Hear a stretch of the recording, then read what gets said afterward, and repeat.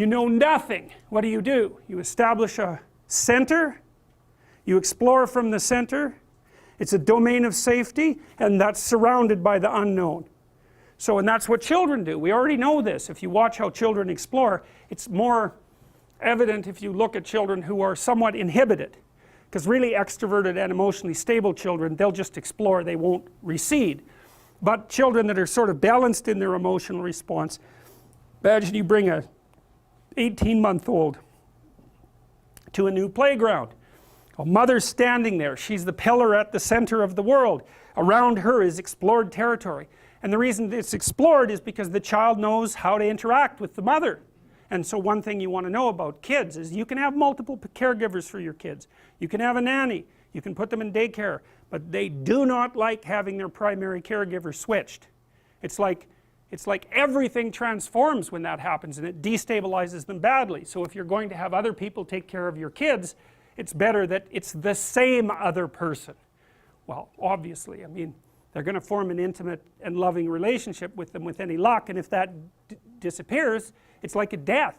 But it's worse than that in some sense, or the reason that the death is bad, because the child's conceptual world, their familiar world, family, their familiar world collapses. So children hate that. Now they can bond to multiple people, that's not a problem, but they do not like having their caregivers shifted, because that defines their territory. So the child is adapted to the mother's presence and has been ever since birth if everything's gone well. So it's a place of security and stability, partly because the child knows how to act around the mother, but also partly because if the child encounters anything that he or she doesn't understand while in the presence of mother, the mother will instantly intervene to provide the knowledge necessary to encapsulate the unexpected occurrence. Okay, so the child's by the mother, and maybe he's holding on, and that gives him ventral contact. It's comforting, it produces opiates, it decreases pain, it's directly comforting.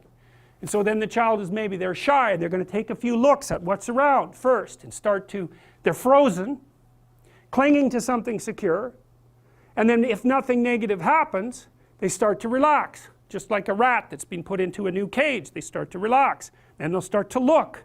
And that's the first manifestations of voluntary exploratory behavior. And maybe if there's other people around, they'll look and smile, and then they'll hide, right? And the smile is an invitation to play or interact. But so it's a foray out into the world. Smile, eye contact, then hide.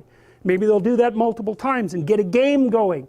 That establishes something stable going on between them and the stranger. Does the stranger know how to play? And then maybe they'll loosen up and they'll start to explore. And then they go out away from the mother and start interacting with the world until something happens that overwhelms them. Then they'll run back, get a hug, maybe have a sleep because maybe they processed enough. And then you can encourage them to go back. And so what they're doing is they have the flag planted on an unknown territory. That's mom, the flag, right? They circulate around there because it's secure. Make forays outwards where the dragons are. Gather what's of interest, and if it's too much, they run back. And then the mom says, it's okay, no problem, you know, or gives them a little, you know, rock, or maybe feeds them something, and lets them have a little rest, and then off you go, play again, out they go again. And so what the child is doing is continually moving out, extending its explored territory into the unknown, just like the Star Trek Voyagers, and then moving back to security, and then moving out farther, and then moving back to security. And hopefully at some point they carry with them their own security. Once they become competent, once you've incorporated all the competence of your parents, you don't need to go back. Well, and even if you do, it isn't going to help. You've transcended the security, and that's what makes you an adult. Hopefully that happens.